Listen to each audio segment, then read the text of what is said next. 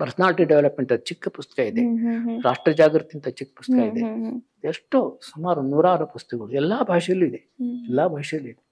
So ಅದನ್ನೆಲ್ಲ ಓದಿದ್ರೆ, ಅಧ್ಯಯನ ಮಾಡಿದ್ರೆ ವಿದ್ಯಾರ್ಥಿಗಳಿಗೆ, ಯುವಕರಿಗೆ ತುಂಬಾ ಅನುಕೂಲ ಆಗುತ್ತೆ. somehow or the other, I strongly feel they must stop searching for informations in Google, especially about Swamiji. Swamiji, ಈ ಕಾರ್ಯಕ್ರಮದ ಮೂಲಕ ನಾವು ಹೇಳೋದಷ್ಟೇ, ವಿವೇಕಾನಂದರ ಬಗ್ಗೆ ತಿಳ್ಕೊಳ್ಬೇಕು ಅಂದ್ರೆ ರಾಮಕೃಷ್ಣ ಮಠದಿಂದ ಪಬ್ಲಿಷ್ ಆಗಿರುವಂತಹ ಪುಸ್ತಕಗಳನ್ನ ಓದಿ ನಾವು ಸ್ವಾಮಿ ವಿವೇಕಾನಂದರನ್ನ ಅರ್ಥ ಮಾಡ್ಕೋಬೇಕು.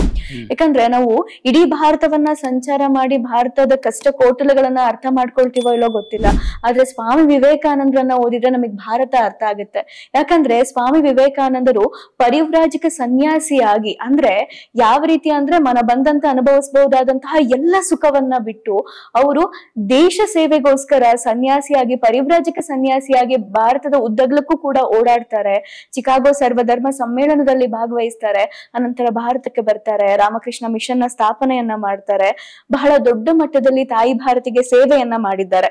ಇವ್ರ ಬಗ್ಗೆ ತಿಳ್ಕೊಳ್ಬೇಕು ಅಂತ ಅನ್ನೋದು ಪ್ರತಿಯೊಬ್ಬ ಭಾರತೀಯನ ಕನಸಾಗಿರ್ಬೇಕು. ಅದು ನನಸಾಗಬೇಕು ಅಂದ್ರೆ ನಿಮ್ಮ ಹತ್ತಿರದಲ್ಲಿರುವಂತಹ ರಾಮಕೃಷ್ಣ ಮಠದಿಂದ ಪಬ್ಲಿಷ್ ಆಗಿರುವಂತಹ ವಿವೇಕಾನಂದರ ಪುಸ್ತಕವನ್ನ ಓದೋಣ.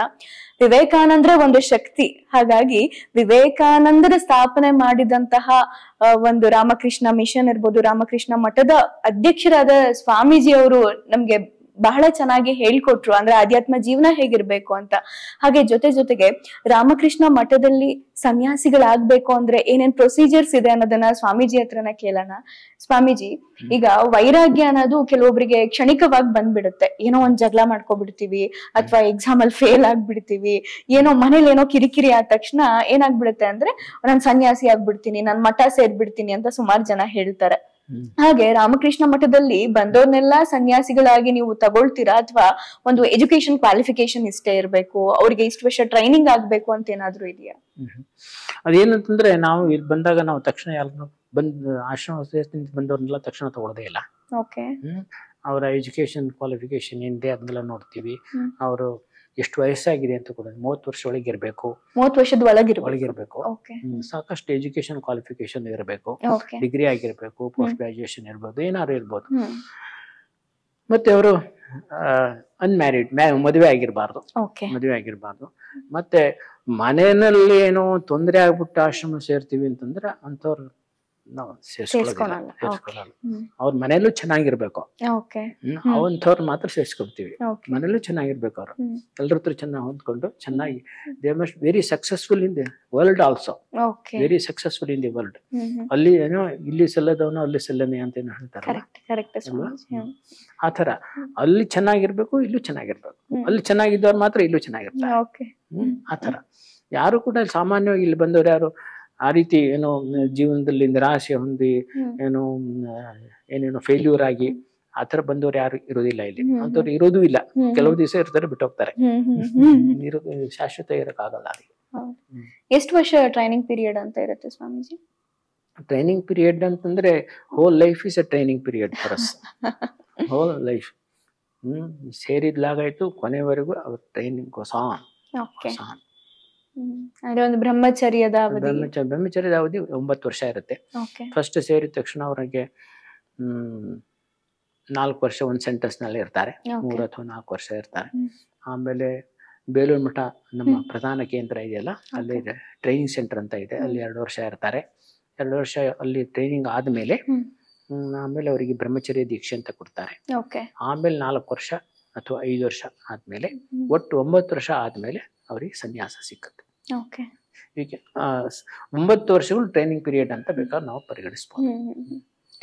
ಸ್ವಾಮೀಜಿ, ಈಗ ಇನ್ನೊಂದು ಮಾತಿದೆ, ವಿವೇಕಾನಂದರು ಹೇಳ್ತಾರೆ, ಅಂದ್ರೆ ರಾಮಕೃಷ್ಣರು ವಿವೇಕಾನಂದರು ಎಲ್ಲ ಒಂದು ಗುರುಮುಖೇನ ಬಂದವರು ಸ್ವಾಮಿ ವಿವೇಕಾನಂದರು. ಒಂದ್ ಕಡೆ ಹೇಳ್ತಾರೆ ರಾಮಕೃಷ್ಣರು ವಿವೇಕಾನಂದರಿಗೆ, ನಾನು ಓದ್ತಾ ಇದ್ದೆ, ಕಣ್ಣು ಮುಚ್ಕೊಂಡು ಧ್ಯಾನ ಮಾಡಿ ಭಗವಂತನನ್ನ ಕಾಣ್ತೀವಲ್ಲ, ಅದು ಜ್ಞಾನ. ಹಾಗೆ ಕಣ್ಣು ತೆರೆದು ಅದೇ ಜ್ಞಾನದ ಮೂಲಕ ಪ್ರತಿಯೊಬ್ಬರನ್ನು ನೋಡಿ ಪ್ರತಿಯೊಬ್ಬರಲ್ಲೂ ಅದೇ ಭಗವಂತ ಇದ್ದಾನೆ ಅಂತ ನೋಡ್ತೀವಲ್ಲ, ಅದು ವಿಜ್ಞಾನ ಅಂತ. ಹಾಗಿದ್ ಮಾತ್ರಕ್ಕೆ ಈಗ ಹೊರಗಡೆ ಎಷ್ಟೊಂದು ಮೂರ್ತಿ ಪೂಜೆಗಳು ಆಗ್ತಾ ಇರುತ್ತೆ. ಕಣ್ ಮುಚ್ಚಿದ್ರೆ ನಮಗ್ ಭಗವಂತ ಕಾಣ್ತಾನೆ, ಕಣ್ ತೆರೆದು ಪ್ರತಿಯೊಬ್ಬರಲ್ಲೂ ಭಗವಂತ ಕಾಣ್ತಾನೆ ಅಂದ್ಮೇಲೆ ಮೂರ್ತಿ ಪೂಜೆ ಎಂತಕ್ ಮಾಡ್ಬೇಕು? ಮೂರ್ತಿ ಪೂಜೆ ಪ್ರಾರಂಭದ ಹಂತ, ಓಕೆ ಆಧ್ಯಾತ್ಮಿಕ ಜೀವನದ ಅತ್ಯಂತ ಪ್ರಾರಂಭದ ಹಂತ ಅದು ಮೂರ್ತಿ ಪೂಜೆ. ಯಾಕೆ ಅಂತಂದ್ಬಿಟ್ರೆ ನಾವು ನಿರಾಕಾರವನ್ನ ನಾವು ಧ್ಯಾನ ಮಾಡೋಕ್ಕಾಗೋದಿಲ್ಲ, ಪೂಜೆ ಮಾಡೋಕ್ಕಾಗೋದಿಲ್ಲ. ಅದಕ್ಕೋಸ್ಕರ ಆ ನಿರಾಕಾರವಾಗಿರತಕ್ಕಂಥ ನಿರ್ಗುಣ ನಿರಾಕಾರವಾಗಿರತಕ್ಕಂಥ ಆ ಸತ್ಯಕ್ಕೆ ನಾವೊಂದು ಮೂರ್ತ ರೂಪವನ್ನು ಕೊಡ್ತೀವಿ. ಮೂರ್ತ ರೂಪವನ್ನು ಕೊಟ್ಬಿಟ್ಟು ಆರೋಪ ಮಾಡ್ತೀವಿ. ಆರೋಪ ಮಾಡ್ಬಿಟ್ಟು ನಾವು ಅದನ್ನು ಪೂಜೆ ಮಾಡ್ತೀವಿ. ಆ ರೀತಿ ಪೂಜೆ ಭಕ್ತಿಪೂರ್ವಕವಾಗಿ ಪೂಜೆ ಮಾಡೋದ್ರ ಮೂಲಕ ನಮ್ಮ ಮನಸ್ಸು ಪರಿಶುದ್ಧವಾಗುತ್ತೆ, ಪವಿತ್ರವಾಗುತ್ತೆ. ಆ ರೀತಿ ಪವಿತ್ರ ಆದ್ಮೇಲೆ ಆಮೇಲೆ ಏನಾಗುತ್ತೆ, ಮನಸ್ಸು ಆ ರೀತಿ ಶಾಂತವಾಗಿ ಪವಿತ್ರವಾಗಿ ಶುದ್ಧವಾಗಿ ಎಲ್ಲ ಆದ್ಮೇಲೆ ನಾವು ನಿರಾಕಾರವನ್ನು ಧ್ಯಾನ ಮಾಡೋಕ್ಕಾಗುತ್ತೆ. ಅದ್ರ ಹಿಂದೆ ಅದಕ್ಕೆ ಏನು ತಂದ್ಬಿಟ್ರೆ ನಾವು ಅಟ್ರಿಬ್ಯೂಟ್ ಪರ್ಸನಾಲಿಟಿ, ಒಂದು ಹ್ಯೂಮನ್ ಪರ್ಸನಾಲಿಟಿಯನ್ನು ನಾವು ಅಟ್ರಿಬ್ಯೂಟ್ ಮಾಡ್ತೀವಿ. ಹ್ಯೂಮನ್ ಪರ್ಸನಾಲಿಟಿ ಹಿಂದೆ ಇಂಪರ್ಸನಲ್ ರಿಯಾಲಿಟಿ ಇರ್ತಕ್ಕಂಥದ್ದು. ಇಂಪರ್ಸನಲ್. ಅದಕ್ಕೆ ನಾವು ನಿಜವಾಗಿ ಏನ್ ಮಾಡ್ಬೇಕು ಅಂತಂದ್ಬಿಟ್ರೆ, when we are worshipping a personality, you must always have the idea of the impersonal concept behind it, impersonal reality behind it. ಅದನ್ನು ಮನಸ್ಸಿನಲ್ಲಿ ಇಟ್ಕೊಂಡಿರ್ಬೇಕು. ಅದನ್ನು ಎಲ್ಲರೂ ಕೂಡ ಹೇಳ್ತಕ್ಕಂಥದ್ದು ಇಲ್ಲಿ. ಆ ರೀತಿ ಮಾಡಿದಾಗ ಏನಾಗುತ್ತೆ ಅಂತ ಅಂದ್ಬಿಟ್ರೆ ನಮ್ಮ ಮನಸ್ಸು ಪರಿಶುದ್ಧವಾಗುತ್ತೆ, ಶಾಂತವಾಗುತ್ತೆ. ಅದನ್ನ ಬರೀ ಪೂಜೆ ಮಾಡೋದು, ಮೆಕ್ಯಾನಿಕಲ್ ಪೂಜೆ ಮಾಡಿದ್ರೆ ಆಗೋದಿಲ್ಲ, ನಿಷ್ಠೆಯಿಂದ ಪೂಜೆ ಮಾಡಬೇಕು. ಉದಾಹರಣೆಗೆ ಹೇಳ್ಬೇಕು ಅಂತಂದ್ಬಿಟ್ರೆ, ಶ್ರೀರಾಮಕೃಷ್ಣರು ಕಾಳಿ ದೇವಸ್ಥಾನದಲ್ಲಿ ಕಾಳಿ ಮೂರ್ತಿಯನ್ನು ಪೂಜೆ ಮಾಡಿದ್ರು ಅಲ್ವಾ. ಅವ್ರು ಪೂಜಾರಿಯಾಗಿ ಅಲ್ಲಿ ಸೇರ್ಕೊಂಡಿದ್ರು, ಸಾಮಾನ್ಯ ಪೂಜಾರಿ. ಈಗ ಆಗಿನ ಕಾಲದಲ್ಲಿ ಪೂಜಾರಿ ಅಂತ ಅಂದ್ಬಿಟ್ರೆ ಬಹಳ ಕೆಳಮಟ್ಟದಲ್ಲಿ ಪರಿಗಣಿಸ್ತಾ ಇದ್ರು. ಅಯ್ಯೋ ಪೂಜಾರಿ ನಾನಾ ಅಂತ ಅಷ್ಟು ನಿಕೃಷ್ಟವಾಗಿ ಪರಿಗಣಿಸ್ತಾ ಇದ್ರು. ಅಂಥ ಆ ರೀತಿ ಅವರು ಜೀವನ ಪ್ರಾರಂಭ ಆಯ್ತು, ಅಧ್ಯಾತ್ಮ ಜೀವನ. ಅವರು ಸುಮ್ಮನೆ ಪೂಜೆ ಮಾಡ್ಲಿಲ್ಲ. ಈ ಮೂರ್ತಿ ಹಿಂದೆ ಏನಾದ್ರು ಸತ್ಯ ಇದೆಯಾ, ಇದು ಬರೀ ಕಲ್ಲಿನ ಮೂರ್ತಿನಾ, ಕಲ್ಲಿನ ಮೂರ್ತಿಯನ್ನ ಪೂಜೆ ಮಾಡಿದ್ರೆ ಏನ್ ಪ್ರಯೋಜನ, ಇದ್ರ ಮುಂದೆ ನಾನು ನಿಜವಾಗೂ ಕೂಡ ಇದರಲ್ಲಿ ಕಲ್ಲಿನ ಮೂರ್ತಿನ ಪೂಜೆ ಮಾಡ್ತಾ ಇದ್ದೀನೋ ಅಥವಾ ಅದ್ರ ಹಿಂದೆ ಏನಾದ್ರು ಸತ್ಯ ಇದೆಯೋ, ಯು ಸ್ಟಾರ್ಟೆಡ್ ಥಿಂಕಿಂಗ್, ಎಂಕ್ವೈರಿ ಮಾಡಿದ್ರು. ಆ ರೀತಿ ಮಾಡಿ ಮಾಡಿ ಮಾಡಿ ಬರೀ ಧ್ಯಾನ ಮಾಡ್ತಾ ಮಾಡ್ತಾ ಮಾಡ್ತಾ ಅವರಿಗೆ ಆ ಮೃಣ್ಮಯ ಮೂರ್ತಿ ಅವ್ರ ಚಿನ್ಮಯ ಮೂರ್ತಿ ಆಗ್ಬಿಡ್ತು. ಅವ್ರ ಪಾಲಿಗೆ ಚಿನ್ಮಯ ಮೂರ್ತಿ ಆಯ್ತು. ಅವರು ಎಷ್ಟು ಮಟ್ಟಿಗೆ ಅವರು ಅದರಲ್ಲಿ ದೇವಿಯನ್ನು ಕಾಣ್ತಾ ಇದ್ರು, ಭಗವಂತನ ಕಾಣ್ತಾ ಇದ್ರು ಅಂತಂದ್ಬಿಟ್ರೆ, ಅವರು ಆಮೇಲೆ ಫಾರ್ಮಲ್ ಪೂಜೆ ಮಾಡೋಕ್ ಆಗ್ಲೇ ಇಲ್ಲ ಅವರಿಗೆ. ಅವರು ಇದ್ದಕ್ಕಿದ್ದಂಗೆ ಪೂಜೆ ಮಾಡ್ತಾ ಮಾಡ್ತಾ ಸಮಾಧಿ ಹೋಗ್ಬಿಡ್ತಾ ಇದ್ರು. ಪೂಜೆ ಮಾಡಕ್ಕೆ ಆಗ್ತಾ ಇಲ್ಲ. ಕೆಲವು ಸತಿ ಒಂದು ಬೆಕ್ಕು ಬರುತ್ತೆ, ಓ ನೀನ್ ಬೆಕ್ಕಿನ ರೂಪದಲ್ಲಿ ಬಂದಿದ್ಯಾ ಅಂತಂದ್ಬಿಟ್ಟು ನೈವೇದ್ಯ ಎಲ್ಲ ಬೆಕ್ಕಿ ಕೊಟ್ಬಿಡ್ತಾರೆ. ಕೆಲವು ಸತಿ ಏನ್ ಹೇಳ್ತಾರೆ, ಹೋ ನೀನು ನಾನು ಮೊದ್ಲು ತಿನ್ಬೇಕು ಅಂತ ಯೋಚನೆ ಮಾಡ್ತಾ ಇದ್ಯಾ, ಹಾಗಾಗಿ ನಾನು ತಿಂತೀನಿ ಆಮೇಲೆ ಅವ್ರಿಗೆ ಕೊಡ್ತಾರೆ. ಆಮೇಲೆ ಕೆಲಸ ಅಮ್ಮನ ನಾವೇ ಪೂಜೆ ಮಾಡ್ಕೊತಾ ಇದ್ವಿ, ಶ್ರೀಮಾತೆ ಅವ್ರಿಗೂ ಪೂಜೆ ಮಾಡಿದ್ರು. ಎಲ್ಲಾ ಕಡೆನೂ ಕೂಡ ಭಗವಂತನ ಕಾಣುವಂತ ಒಂದು ಪರಿಸ್ಥಿತಿ ಉಂಟಾಯ್ತು. ಆಮೇಲೆ ಅವ್ರು ಪೂಜೆ ಮಾಡೋದ್ ಬಿಟ್ಬಿಟ್ರು, ಆಗ್ಲಿಲ್ಲ. ಫಾರ್ಮಲ್ ಪೂಜೆ ವಾಸ್ ಇಂಪಾಸಿಬಲ್. ಅದನ್ನ ಅವ್ರ ಜೀವನದಲ್ಲಿ ನಾವು ನೋಡ್ತೀವಿ. ಹಾಗೆ ಬಾಹ್ಯ ಪೂಜೆನೂ ಕೂಡ ನಮಗೆ ಆಂತರಿಕ ಆಧ್ಯಾತ್ಮಿಕ ಪ್ರಗತಿಗೆ ಸಹಾಯಕವಾಗುತ್ತೆ. ಆ ದೃಷ್ಟಿಯಿಂದ ಸ್ವಾಮೀಜಿ, ನಿಮಗೆ ಗುರು ಮಹಾರಾಜರ ಬಗ್ಗೆ ಹೇಳ್ತಾ ಇದ್ದಾಗ ಬಹಳ ಸಂತೋಷ ಇತ್ತು. ಯಾಕಂದ್ರೆ ನಮ್ಮ ಗುರುಗಳ ಬಗ್ಗೆ ನಾವು ಮಾತಾಡ್ತೀವಿ ಅಂತ. ಜೀವನದಲ್ಲಿ ಒಬ್ಬ ಗುರು ಎಷ್ಟು ಮುಖ್ಯ ಆಗ್ತಾರೆ ಸ್ವಾಮೀಜಿ? ಆಧ್ಯಾತ್ಮ ಸಾಧನೆಗಿರ್ಬೋದು ಅಥವಾ ಜೀವನದಲ್ಲಿ ಬೇರೆ ಯಾವುದೇ ಬಾಹ್ಯ ಆಸೆಗೋಸ್ಕರ ಯಾವುದೇ ಸಾಧನೆ ಇರ್ಬೋದು, ಗುರು ಅನ್ನೋರು ಎಷ್ಟು ಮುಖ್ಯ, ನಾವು ಗುರುವಿಗೆ ಎಷ್ಟು ನಿಷ್ಠೆಯಿಂದ ಇರ್ಬೇಕು ಅಂತ. ನಮಗೆ ವಿಶೇಷವಾಗಿ ಆಧ್ಯಾತ್ಮಿಕ ಒಂದು ದೃಷ್ಟಿಕೋನವನ್ನು ಕೊಟ್ಟು ಆಧ್ಯಾತ್ಮಿಕ ಮಾರ್ಗದರ್ಶನವನ್ನು ನೀಡಿರ್ತಕ್ಕಂಥ ಗುರುವಿನ ಮೇಲೆ ನಮಗೆ ಅಪಾರವಾಗಿರ್ತಕ್ಕಂಥ ಭಕ್ತಿ ಇರಬೇಕು. ಭಕ್ತಿ ಇರಬೇಕು. ಯಾಕೆಂದ್ರೆ ಗುರು ಕೃಪೆ ಇಲ್ಲ ಅಂತ ಅಂದ್ಬಿಟ್ಟು ಆಧ್ಯಾತ್ಮಿಕ ಜೀವನದಲ್ಲಿ ಮುಂದುವರಿಯೋದಕ್ಕೆ ಆಗುದಿಲ್ಲ. ಗುರುವಿನ ಮೂಲಕ ಮಾತ್ರ ನಾವು ಆಧ್ಯಾತ್ಮಿಕ ಜೀವನದಲ್ಲಿ ಪ್ರತಿಯೊಂದು ಕ್ಷೇತ್ರದಲ್ಲೂ ಕೂಡ ಗುರು ಇರಲೇಬೇಕು. ಅದು ಬ್ರಹ್ಮಾನಂದರು ಹೇಳ್ತಾರೆ, ಸ್ವಾಮಿ ಬ್ರಹ್ಮಾನಂದರು, ಕಳ್ತನ ಮಾಡೋಕ್ಕೂ ಗುರು ಬೇಕು ಅಂತ. ಇಲ್ಲದ್ರೆ ಆಗೋದಿಲ್ಲ. ಅದರಲ್ಲೂ ಕೂಡ ಕಲಿತಕ್ಕಂಥದ್ದು ಬಹಳ ಇದೆ ಅಂತ ಅಂದ್ಬಿಟ್ಟು, ಕಳ್ಳತನದಲ್ಲೂ ಕಲಿತಕ್ಕಂಥದ್ದು ಬಹಳ ಇದೆ. ಅದರಿಂದ ಪ್ರತಿಯೊಂದು ಕ್ಷೇತ್ರದಲ್ಲೂ ಕೂಡ ನಮಗೆ ಗುರು ಬೇಕು. ಸಾಮಾನ್ಯವಾಗಿ ಇತ್ತೀಚಿನ ದಿನಗಳಲ್ಲಿ ಏನಾಗಿದೆ ಅಂತ ಅಂದ್ಬಿಟ್ರೆ, ಕಂಪ್ಯೂಟರ್ ಗುರು ಆಗ್ಬಿಟ್ಟಿದೆ ಅಲ್ವಾ, ಗೂಗಲ್ ಗುರು. ಆ ರೀತಿ ಅದರಿಂದ ನಾವು ಏನು ಕಲಿಯೋದು ಕಷ್ಟ. Human touch must be there must human touch. ಆದ್ರಿಂದ ನಾವು ನಿಜವಾದ ಮನುಷ್ಯರಾಗಿ, ಹ್ಯೂಮನ್ ಬೀಯಿಂಗ್ ಆಗಿ ನಾವು ಬಾಳ್ಬೇಕು, ಪ್ರಗತಿಯನ್ನು ಹೊಂದಬೇಕು ಅಂತ ಅಂದ್ಬಿಟ್ರೆ you must have a human guru. Not computer guru, okay Google guru. Robert cannot be our guru. The human being must be guru ಅಲ್ವಾ? ಅದು ಬಹಳ ಮುಖ್ಯ. ಅದಕ್ಕೋಸ್ಕರವಾಗಿ ನಾವು ನಿಜವಾಗೂ ಕೂಡ ಆಧ್ಯಾತ್ಮಿಕ ಆಸ್ಪಿರೇಷನ್ ನಮ್ಮಲ್ಲಿದ್ದರೆ ನಮಗೆ ಗುರುಗಳು ಸಿಗ್ತಾರೆ, ಯಥಾರ್ಥ ಗುರುಗಳು. ಇತ್ತೀಚಿನ ದಿನಗಳಲ್ಲಿ ಅನೇಕ ಗುರುಗಳಿದ್ದಾರೆ, ಅನೇಕ ಗುರುಗಳಿದ್ದಾರೆ. ಅದ್ರ ಬಗ್ಗೆ ನಾನೇನು ಹೇಳಬೇಕಾಗಿಲ್ಲ. ಓಕೆ ಸ್ವಾಮೀಜಿ, ಈಗಿನ ನಮ್ಮ ಜೀವನ ಶೈಲಿಯನ್ನ ನೋಡಕ್ ಬಂದ್ರೆ ಈಗಿಂದ ಒಂದು ತಂತ್ರಜ್ಞಾನದ ಯುಗ, ಪೈಪೋಟಿ ಅನ್ನೋದು ಇದ್ದೇ ಇರುತ್ತೆ. ಪೈಪೋಟಿ ಜೀವನದಲ್ಲಿ ಯಾರ ಜೊತೆ ಇದ್ರೆ ಚೆನ್ನಾಗಿ? ಅಲ್ಲ, ಪೈಪೋಟಿ ಜೀವನದ ಅವಿಭಾಜ್ಯ ಅಂಗ. ಪೈಪೋಟಿ ಇರ್ಲೇಬೇಕು.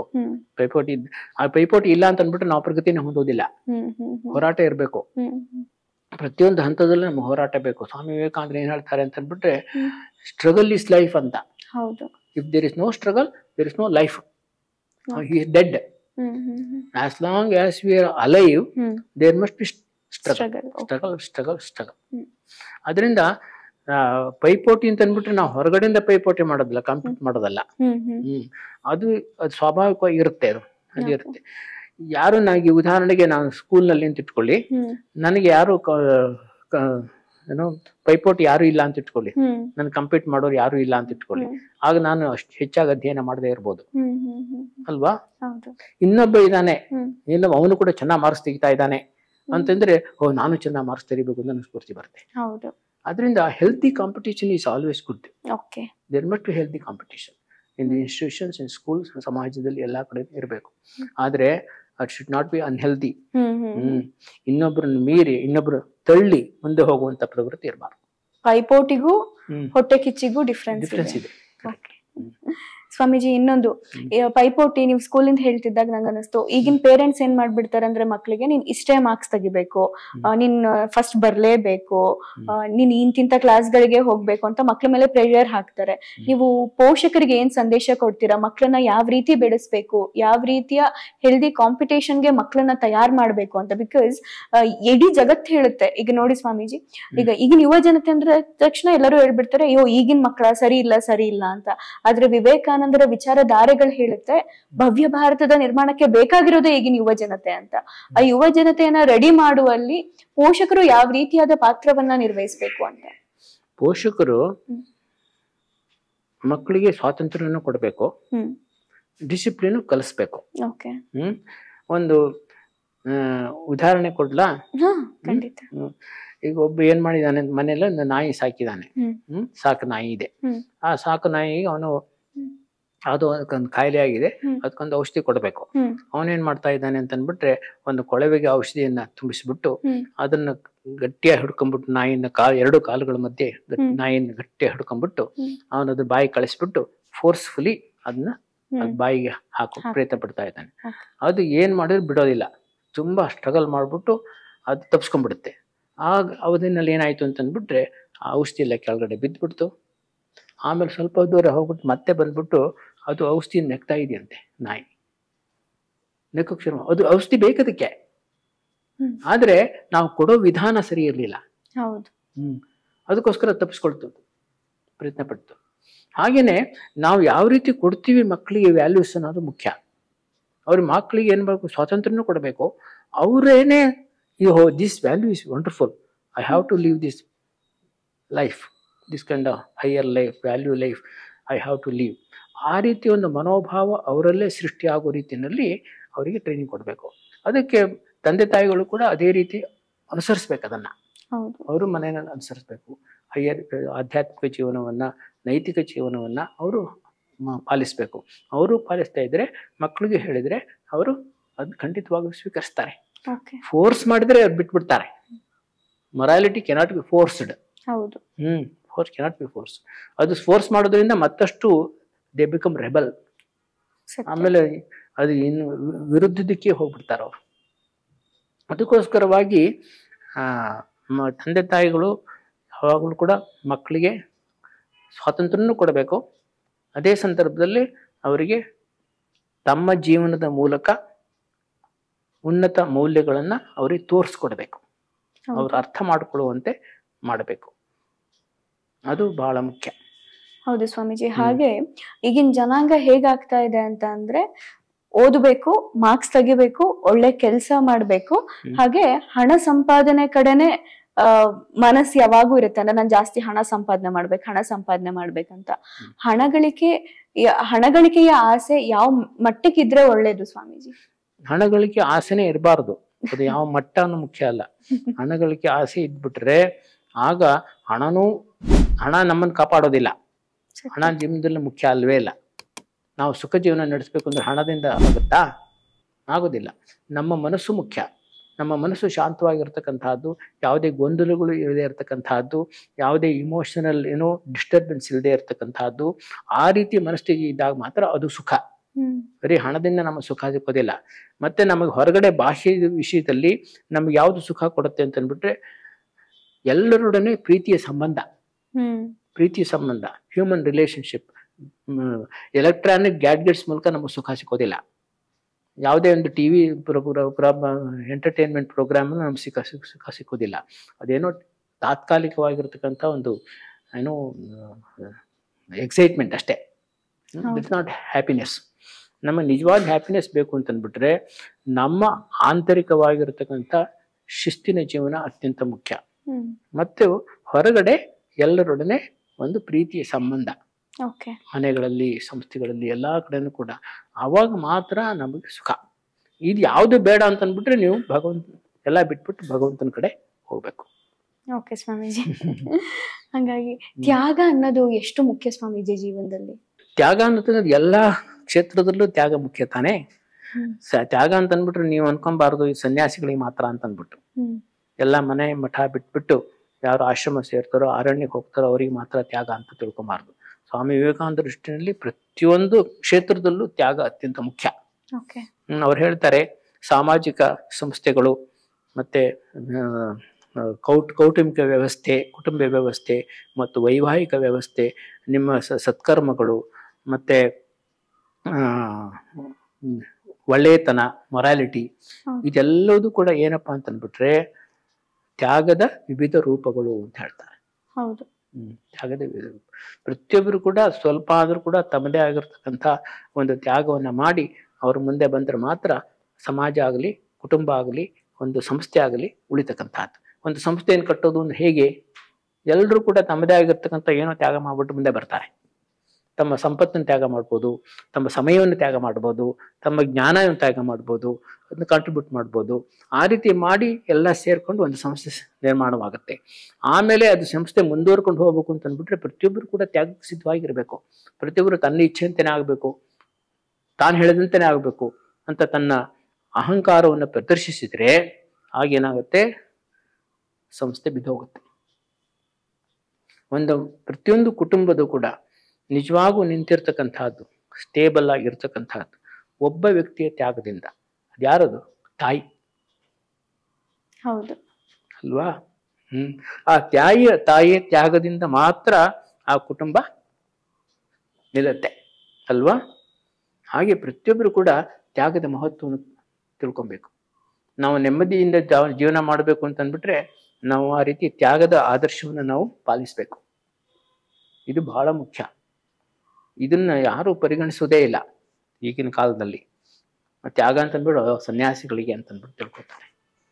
It's a very wrong attitude.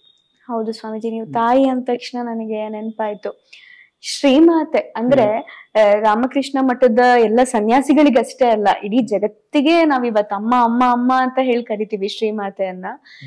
ಶ್ರೀಮಾತೆಯ ಬದುಕು ನಿಮ್ಮ ಮೇಲೆ ಯಾವ ರೀತಿ ಪರಿಣಾಮ ಬೀಳ್ತು ಅಂತ? ಅದೇ ಶ್ರೀಮಾತೆಯ ಬದುಕು ಯಾವುದು ಅಂತ ಅಂದ್ಬಿಟ್ಟು ಅವರಿಗಿರ್ತಕ್ಕಂಥ ತಾಳ್ಮೆ, ಅಪಾರವಾಗಿರ್ತಕ್ಕಂಥ ತಾಳ್ಮೆ, ಮುಖ್ಯವಾಗಿ ತಾಳ್ಮೆ, ಮತ್ತೊಂದು ಕ್ಷಮಾಗುಣ. ಅವರು ಇಲ್ಲದ ಕ್ಷಮಾಗುಣ. ಅವರು ಪಡಬಾರದ ಕಷ್ಟವನ್ನು ಅನುಭವಿಸಿದ್ದಾರೆ. ಅವರು ಸಂಸಾರ ಜೀವನ ನಡೆಸಬೇಕಾಗೇ ಇರ್ಲಿಲ್ಲ. ಅವ್ರು ತಂಪಾಡಿ ತಾವು ಭಕ್ತರೊಡನೆ ಮಾತಾಡ್ತಾ, ಶ್ರೀರಾಮಕೃಷ್ಣ ಇದ್ರಲ್ಲ ಅದೇ ರೀತಿಯ ಭಕ್ತರೊಡನೆ ಮಾತಾಡ್ತಾ ಆರಾಮಾಗಿ ಅವಾಗ ಸಮಾಧಿ ಹೋಗ್ತಾ ಸಂಕೀರ್ತನೆ ಮಾಡ್ತಾ ಅಥವಾ ಸ್ವಾಮಿ ವಿವೇಕಾನಂದ ಲೆಕ್ಚರ್ ಕೊಡ್ತಾ ಅವ್ರ ಜೀವನ ನಡೆಸ್ಬೋದಿತ್ತು. ಆದ್ರೆ ಅದೆಲ್ಲ ಬಿಟ್ಬಿಟ್ಟು ಅವರು ಅತ್ಯಂತ ಕಷ್ಟಕರವಾಗಿರ್ತಕ್ಕಂಥ ಒಂದು ಕೌಟುಂಬಿಕ ಪರಿಸರದಲ್ಲಿ ಅವರು ಜೀವನ ನಡೆಸಿದ್ರು ಅಲ್ವಾ? ಅತ್ಯಂತ ಕಷ್ಟಕರವಾಗಿರ್ತಕ್ಕಂಥದ್ದು ನೋಡಿ. ಅವರೆಲ್ಲ ಸಂಬಂಧಿಕರು ಎಲ್ಲ ಇದ್ರಲ್ಲ, ಅವರೇ ಅವ್ರಿಗೆ ಎಷ್ಟೊಂದು ಕಷ್ಟ ಕೊಡ್ತಾ ಇದ್ರು. ಅವಮಾನ ಮಾಡ್ತಾ ಇದ್ರು, ಬೈತಾ ಇದ್ರು, ಒದಿತಾ ಇದ್ರು, ಎಲ್ಲ ಮಾಡ್ತಾ ಇದ್ರು. ಅದನ್ನೆಲ್ಲ ಸಹಿಸ್ಕೊಂಡ್ರು ಅವರು. ಎಲ್ಲ ಸಹಿಸ್ಕೊಂಡ್ಬಿಟ್ಟು ಆ ತಾಳ್ಮೆಯಿಂದ ಅವ್ರು ಬದುಕಿದ್ರಿಂದ ಅವ್ರು ಅಷ್ಟೊಂದು ಶ್ರೇಷ್ಠರಾದ್ರು ಇವಾಗ ಅಲ್ವಾ. ಮತ್ತೆ ಇನ್ನೊಬ್ಬರ ತಪ್ಪನ್ನು ಕ್ಷಮಿಸುವಂತ ಒಂದು ಮನೋಭಾವ, ಇದು ಶ್ರೀಮಾತೆ ಶಾರದಾ ದೇವಿಯಲ್ಲಿ ನಾವು ಕಾಣ್ತಕ್ಕಂಥ ಅತ್ಯಂತ ಮುಖ್ಯ, ಕಲಿಬೇಕಾಗಿರ್ತಕ್ಕಂಥ ಅತ್ಯಂತ ಮುಖ್ಯ. ನಮಗೆ ಏನು ಅಂತಂದ್ಬಿಟ್ರೆ ಸಂಸಾರದಲ್ಲಿರುವಾಗ, ಸಂಸ್ಥೆಯಲ್ಲಿರುವಾಗ, ಸಮಾಜದಲ್ಲಿರುವಾಗ ಏನಾಗುತ್ತೆ ಅಂತಂದ್ಬಿಟ್ರೆ ನಮ್ಗೆ ಎಷ್ಟೋ ನೋವಾಗುತ್ತೆ. ನೋವನ್ನ ನಾವು ಅವಾಯ್ಡ್ ಮಾಡೋಕ್ ಆಗೋದಿಲ್ಲ. ನಮ್ಗೇನು ಅಂತಂದ್ಬಿಟ್ರೆ ಬೇರೆಯವರು ಏನಾದ್ರು ಹೇಳಿದಾಗ, ಮಾಡಿದಾಗ, ವರ್ತಿಸಿದಾಗ ನಮ್ಮ ನೋವಾಗತ್ತೆ. ಆದ್ರೆ ನಾವು ಕೂಡ ಬೇರೆಯವ್ರಿಗೆ ನೋವು ಕೊಡ್ತಾ ಇರ್ತೀವಿ, ಅದು ನಮ್ಗೆ ಗೊತ್ತಾಗೋದಿಲ್ಲ ಅಲ್ವಾ. ಗೊತ್ತಾಗತ್ತಾ? ಗೊತ್ತಾಗಲ್ಲ. ಅದು ನಾವು ಕೊಡ್ತೀವಿ. ನಾವು we are also capable of hurting others ಅಂತಕ್ಕಂಥದ್ದು ನಾವು ಒಪ್ಕೊಬೇಕು. We have to accept it. ಅದು ಕ್ಷಮೆ, ಅದು ಕ್ಷಮೆ. ಆಗ ನಮಗೇನಾಗುತ್ತೆ, ಇತರರ ಮಾಡಿದ ತಪ್ಪನ್ನು ಕ್ಷಮಿಸೋಕೆ ನಮ್ಗೆ ಸಾಧ್ಯವಾಗುತ್ತೆ ಅಲ್ವಾ. ಅದು ಅದಕ್ಕೋಸ್ಕರವಾಗಿ ತಪ್ಪು ಮಾಡ್ತಾರೆ, ನೋವಾಗುತ್ತೆ ನಮಗೆ. ಸೈಕಾಲಜಿನಲ್ಲಿ ಒಂದು ಉದಾಹರಣೆ ಕೊಡ್ತಾರೆ, ಬಹಳ ಚೆನ್ನಾಗಿದೆ. ನಾನು ಕಾಡಿಗೆ ಏನೋ ತರೋದಕ್ಕೆ ಹೋಗಿರ್ತೀನಿ ಅಂತ ಇಟ್ಕೊಳ್ಳಿ, ಕಟ್ಟಿಗೆ ತರೋಕೆ ಹೋಗಿರ್ತೀನಿ, ಸೊಪ್ಪು ತರೋಕೆ ಹೋಗಿರ್ತೀನಿ. ಆಗೇನಾಗುತ್ತೆ, ನನಗೆ ಗೊತ್ತೇ ಆಗದೇನೆ ಒಂದು ಹಾವು ಬಂದು ನನ್ನ ಕಚ್ಚುತ್ತೆ. ನಾನೇನು ಮಾಡ್ತೀನಿ, ಈಗ ಹಾವನ್ನು ನಟಿಸ್ಕೊಂಡು ಹೋಗ್ತೀನಾ? ಇಲ್ಲ, ಅದನ್ನ ಕೊಲ್ಬೇಕು. ಈಗ ಹೋಗಿ ಕಚ್ಚಿಬಿಡ್ತಾನೆ ನನಗೆ, ಅದನ್ನ ಕೊಂದು ಹಾಕ್ಬಿಡ್ತೀನಿ ನಾನೀಗ ಅಂತಂದ್ಬಿಟ್ಟು ನಾನು ಕೊಲ್ ತಗೊಂಡು ಹೋಗ್ತೀನಾ? ಇಲ್ವೇ ಇಲ್ಲ. ಜೀವ ಉಳಿಸ್ಕೋಬೇಕು, ನಾನು ಜೀವ ಉಳಿಸ್ಕೊಬೇಕು. ಅದಕ್ಕೋಸ್ಕರ ಮನೆಗೆ ಓಡ್ತೀನಿ. ಓದ್ಬಿಟ್ಟು ಅದು ವಿಷದ ಪರಿಹಾರಕ್ಕೆ ಏನ್ ಮಾಡ್ಬೇಕು, ಚಿಕಿತ್ಸೆ ಮಾಡ್ಬೇಕು, ಅದು ಮಾಡ್ತೀನಿ. ಹಾವನ್ ಮರ್ತೇ ಬಿಡ್ತೀನಿ ನಾನು. ಹಾಗೇನೆ ನನಗೆ ಯಾರೋ ನೋಯಿಸಿದಾಗ ನಾನು ನನ್ನ ಕಡೆ ಗಮನ ಕೊಡ್ಬೇಕು. ಸ್ವಾಮಿ ವಿವೇಕಾನಂದ ಹೇಳ್ತಾರೆ, something happens like this, you know, as Vedantis you have to look within ourselves, how to not to get hurt. Correct. ಆ ವಿಷಯದ ನಮಗೇನು ಕೂಡ ಅದು ಹರ್ಟ್ ಆಗಬಾರ್ದು, ಅದರಿಂದ ನಾವು ನೋವಾಗಬಾರ್ದು, ಅದು ನಮ್ಮ ವ್ಯಕ್ತಿತ್ವ ಹಾಳಾಗಬಾರ್ದು, ನಮ್ಮ ಆಂತರಿಕವಾಗಿ ತೊಂದರೆ ಕೊಡಬಾರ್ದು, ಅದ್ರ ಕಡೆ ಗಮನ ಕೊಡಬೇಕು. ಅವ್ರನ್ನ ಯಾರು ನಮಗೆ ಹರ್ಟ್ ಮಾಡಿದರೋ, ನೋಯಿಸಿದರೋ ಅವ್ರನ್ನ ಕ್ಷಮಿಸ್ಬೇಕು, ಅವ್ರನ್ನ ಮರ್ತೇ ಬಿಡ್ಬೇಕು. ಅಲ್ವಾ. ಇದೇ ರೀತಿ ಕ್ಷಮಾಗುಣ ಅಂತಕ್ಕಂಥದ್ದಕ್ಕೆ ಇತ್ತೀಚಿನ ದಿನಗಳಲ್ಲಿ ಪಾಸಿಟಿವ್ ಸೈಕಾಲಜಿನಲ್ಲಿ ಈ ಕ್ಷಮಾಗುಣಕ್ಕೆ ಅತ್ಯಂತ ಪ್ರಾಶಸ್ತ್ಯವನ್ನು ಕೊಡ್ತಾ ಇದ್ದಾರೆ. ಕ್ಷಮಾಗುಣ ಬಹಳ ಮುಖ್ಯ. ಅದರಲ್ಲೂ ಇನ್ನೊಂದು ವಿಷಯ ಹೇಳ್ತೀನಿ ನಾನು, ಯಾರು ಕೂಡ ಉದ್ದೇಶಪೂರ್ವಕವಾಗಿ ಇತರರಿಗೆ ನೋವನ್ನುಂಟು ಮಾಡೋದಿಲ್ಲ. ಅವರೊಳಗೇನೆ ನೋವು ಇರಬೇಕು. ಅವರೊಳಗೆ ಏನೋ ಒಂದು ನೋವು ಇದ್ದಾಗ ಮಾತ್ರ ಅವರು ಇತರರಿಗೆ ನೋವನ್ನುಂಟು ಮಾಡ್ತಾರೆ. ಅದು ನಾವು ಇದನ್ನ ಅರ್ಥ ಮಾಡ್ಕೊಂಡಾಗ ನಮಗೆ ಅವ್ರ ಬಗ್ಗೆ ಸಿಂಪತಿ ಬರುತ್ತೆ. ಅವರಿಗೋಸ್ಕರ ಪ್ರಾರ್ಥನೆ ಮಾಡಬೇಕು. ನನಗೆ ಯಾರು ನೋವನ್ನುಂಟು ಮಾಡಿದಾರೋ ಅವರಿಗೋಸ್ಕರ ಪ್ರಾರ್ಥನೆ ಮಾಡಬೇಕು. ಅವರಿಗೋಸ್ಕರ ಪ್ರಾರ್ಥನೆ ಮಾಡಿದಾಗ ನನ್ನ ನೋವು ಕಡಿಮೆ ಆಗುತ್ತೆ. ಇದು ಬಹಳ ಮುಖ್ಯ. ಇದನ್ನ ನಾವು ಅರ್ಥ ಮಾಡ್ಕೋಬೇಕು. ಇದು ಶ್ರೀಮಾತೆ ಶಾರದಾ ದೇವರಲ್ಲಿ ಇದನ್ನೇ ನಾವು ಕಲಿತಕ್ಕಂಥದ್ದು. ಹೌದು ಸ್ವಾಮೀಜಿ. ಅಂದ್ರೆ ಬಹಳ ಸಂತೋಷವಾಗಿದ್ದ ಮನುಷ್ಯ, ಅಂದ್ರೆ ಬಹಳ ಸಂತೋಷ, ಎಲ್ಲವೂ ಕರೆಕ್ಟ್ ಇದ್ದ ಮನುಷ್ಯ ಯಾವತ್ತೂ ಬೇರೆಯವ್ರಿಗೆ ತೊಂದರೆ ಕೊಡಲ್ಲ. ಅವನಲ್ಲಿ ಏನಾದ್ರೂ ನೋವಿದ್ರೆ ಮಾತ್ರ ಮತ್ತೊಬ್ಬ. ನಿಜ. That is what is. Okay Swamiji. ಹಾಗೆ ಇನ್ನೊಂದು, ನಂಗೆ ಶ್ರೀಮಾತೆಯನ್ನ ನೆನ್ಸ್ಕೊಂಡ ತಕ್ಷಣ ಮತ್ತೊಂದು ಜೀವ ನೆನ್ಪಿಗ್ ಬಂದಿದ್ದಂದ್ರೆ ಸಹೋದರಿ ನಿವೇದಿತಾ. ನೀವು ಕೂಡ ಆಕೆ ಬಗ್ಗೆ ಪುಸ್ತಕವನ್ನ ಬರ್ದಿದ್ದೀರಾ. ಕರ್ನಾಟಕದ ಎಲ್ಲಾ ಜನರು ಕೂಡ ಓದಿದ್ದಾರೆ. ನಿವೇದಿತಾ ಬಗ್ಗೆ ಅರ್ಥ ಮಾಡ್ಕೊಂಡರಲ್ಲ, ನೀವು ಬರ್ದಿರುವಂತಹ ಸಹೋದರಿ ನಿವೇದಿತಾ ಪುಸ್ತಕವನ್ನ ಓದಿದ್ದು. ಶ್ರೀಮಾತೆ ಅಂದ್ರೆ ಇವತ್ತೇ ನಾವು ಮಡಿ ಮೈಲಿಗೆ ಎಷ್ಟೊಂದು ನೋಡ್ತೀವಿ. ಶ್ರೀಮಾತೆ ಅವಾಗಿನ ಕಾಲದಲ್ಲೇ ನಿವೇದಿತೆಯನ್ನ ಬಹಳ ಪ್ರೀತಿಯಿಂದ ಸ್ವಾಗತ ಮಾಡ್ಕೊಂಡು ನಿವೇದಿತಾ ಶಾಲೆಗೆ ಹೋಗ್ಬಿಟ್ಟು ಹೇಳ್ತಾ ಇದ್ರು ಅವ್ರ ಹತ್ರ ಬರೋ ಭಕ್ತರಿಗೆಲ್ಲ, ನೀವು ನಿವೇದಿತಾ ಸ್ಕೂಲಿಗೆ ಮಕ್ಕಳನ್ನ ಕಳಿಸಿ ಅಂತ ಹೇಳ್ಬಿಟ್ಟು. ನಿಮ್ಗೆ ನಿವೇದಿತಾ ಅಂದ್ರೆ ಏನ್ ಅನ್ಸುತ್ತೆ ಅಂತ? Nivedita is equal to India. Okay ಅಲ್ವಾ. ಅವರಷ್ಟು ಭಾರತವನ್ನು ಪ್ರೀತಿಸಿದವರು ಯಾರು ಭಾರತೀಯರಿದ್ದಾರಾ? ಅದು ಹೇಗೆ ಸ್ವಾಮಿ ವಿವೇಕಾನಂದರು, ಅದು ಯಾರೋ ಒಬ್ರು ಹೇಳಿದ್ರು ಚೆನ್ನಾಗಿದೆ.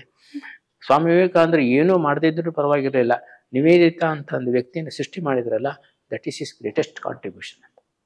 ಸತ್ಯ ಅಲ್ವಾ. ಆ ರೀತಿ ನಿವೇದಿತಾವನ್ನ ಅತ್ಯಂತ, ಆಕೆ ವೆರಿ ಸ್ಟ್ರಾಂಗ್ಲಿ ಒಪಿನಿಯೇಟೆಡ್ ಲೇಡಿ. ಆಕೆ ಅವರು ಇಂಗ್ಲೆಂಡ್ ಬಗ್ಗೆ, ಐರ್ಲೆಂಡ್ ಬಗ್ಗೆ ಅಪಾರವಾಗಿರ್ತಕ್ಕಂಥ ದೇಶಭಕ್ತಿ ಉಳ್ಳಂಥ ವ್ಯಕ್ತಿ. ಆ ಸಂಸ್ಕೃತಿಯನ್ನ ಅವ್ರು ಅಷ್ಟೊಂದು ಪ್ರೀತಿಸ್ತಾ ಇದ್ರು. ಇಂಗ್ಲೆಂಡ್ ಉದ್ಧಾರ ಆಗ್ಬೇಕು, ದೊಡ್ಡ ದೇಶ ಆಗ್ಬೇಕು, ಪ್ರಪಂಚದಲ್ಲಿ ಶ್ರೇಷ್ಠ ದೇಶ ಆಗ್ಬೇಕು, ಆ ಥರ ಒಂದೆಲ್ಲ ಮನೋಭಾವ ಇದ್ದಂಥ ಒಂದು ವ್ಯಕ್ತಿ. ಅಂಥವ್ರನ್ನ ಅವರು ಇಂಡಿಯನ್ಸ್ಗಿಂತ ಇಂಡಿಯನ್ ಆಗಿ ಪರಿವರ್ತಿಸಿದ್ರಲ್ಲ ಸ್ವಾಮಿ ವಿವೇಕಾನಂದರು. That is greatest achievement. ಒಂದು ಘಟನೆ ಚೆನ್ನಾಗಿದೆ. ಏನಂತಂದ್ರೆ ಒಂದ್ಸರಿ ನಿವೇದಿತ ಹೇಳ್ತಾರೆ, ಅವಾಗಿನ್ನು ಅವ್ರಿಗೆ ಆಗಿರ್ಲಿಲ್ಲ, ನಿವೇದಿತ ಹೆಸರು ಬಂದಿರ್ಲಿಲ್ಲ, ಮಾರ್ಗರೇಟ್ ಆಗಿದ್ರು ಅವರು. London is to be beautified ಅಂತ ಹೇಳ್ತಾರೆ. ತಕ್ಷಣ ಸ್ವಾಮೀಜಿ ಹೇಳಿದ್ರು, yes with the money from India ಅಂತ ಅಂದ್ಬಿಟ್ಟು. ಆವಾಗ ಅವರಿಗೆ ಒಂಥರ ಪೆಟ್ಟು ಬಿದ್ದಾಗ ಆಗುತ್ತೆ. ಅಂದ್ರೆ ಅದರಲ್ಲಿ Swami Vivekananda is indicating England, European countries ಎಲ್ಲ ಅಷ್ಟೊಂದು ಶ್ರೀಮಂತವಾಗಿದ್ದು ಯಾವುದರಿಂದ? ಭಾರತ ಹಣದಿಂದ, ಭಾರತೀಯ ಹಣದಿಂದ. ಹೌದು. ಓಕೆ ಓಕೆ ಸ್ವಾಮೀಜಿ, ಬಹಳಷ್ಟು ಮಾಹಿತಿಯನ್ನ ನೀವು ನಮಗೆ ತಿಳಿಸಿದ್ರಿ. ಬಹಳ ಸಂತೋಷ ಆಯ್ತು. ಆಧ್ಯಾತ್ಮಿಕ ಜೀವನದ ಬಗ್ಗೆ, ಭಾರತದ ಬಗ್ಗೆ, ಶ್ರೀಮಾತೆಯವರ ಬಗ್ಗೆ, ರಾಮಕೃಷ್ಣರ ಬಗ್ಗೆ, ವಿವೇಕಾನಂದರ ಸಂದೇಶದ ಬಗ್ಗೆ, ಜೀವನ ಶೈಲಿ ಹೇಗಿರ್ಬೇಕು, ದೈನಂದಿನ ಜೀವನ ಹೇಗಿರ್ಬೇಕು, ಜೊತೆಗೆ ಬಹಳ ಮುಖ್ಯವಾಗಿ ನಿವೇದಿತೆಯ ಬಗ್ಗೆ ಬಹಳ ಅದ್ಭುತವಾದ, ಸ್ಫೂರ್ತಿದಾಯಕವಾದಂತಹ, ಪ್ರತಿಯೊಬ್ರು ಕೂಡ ಅನುಸರಿಸಬಹುದಾದಂತಹ ಮಾತುಗಳನ್ನ ಹೇಳ್ಕೊಟ್ರಿ. ನಮಗ್ ಬಹಳ ಸಂತೋಷ ಆಯ್ತು. Thank you Swamiji. ನಮಸ್ತೆ. ತುಂಬಾ ಸಂತೋಷ. ಇಷ್ಟು ಹೊತ್ತು ನೀವು ಕೇಳಿದ್ರಿ ಒಂದು ವಿವೇಕ ಸಂದೇಶ ಅಂತಾನೆ ಹೇಳ್ಬೋದು. ವಿವೇಕಾನಂದರ ಬಗ್ಗೆ, ರಾಮಕೃಷ್ಣ ಮಠದ ಬಗ್ಗೆ, ಪ್ರತಿಯೊಂದು ವಿಷಯದ ಬಗ್ಗೆನೂ ಕೂಡ ಅಂದ್ರೆ ಒಂದು ಭಾರತ ದರ್ಶನನೇ ನಮ್ಮ ಮುಂದೆ ಆಗೋಯ್ತೇನೋ ಅಂತ ಅನ್ಸುತ್ತೆ. ಯಾಕಂದ್ರೆ ಸ್ವಾಮಿ ವಿವೇಕಾನಂದರು ಹೇಳ್ತಾರೆ, ಭಾರತದ ಜೀವಾಳವೇ ಆಧ್ಯಾತ್ಮ ಅಂತ. ಹಾಗೆ ನುಡಿದಂತೆ ನಡೀತಾ ಆಧ್ಯಾತ್ಮ ಜೀವನವನ್ನ, ಪವಿತ್ರವಾದ ಆಧ್ಯಾತ್ಮ ಜೀವನವನ್ನ ನಡೆಸಿದವರು ಸ್ವಾಮಿ ನಿತ್ಯಸ್ಥಾನಂದರು. ಅವರು ಸಾಕಷ್ಟು ಮಾಹಿತಿಯನ್ನ ಇವತ್ತು ನಮಗೆ ಕೊಟ್ರು. ಮತ್ತೆ ಇನ್ನೊಂದು ಕಾರ್ಯಕ್ರಮದೊಂದಿಗೆ ನಾನು ಭೇಟಿ ಆಗ್ತೀನಿ. ಧನ್ಯವಾದಗಳು. ವಂದೇ ಭಾರತ ಮಾತರಂ.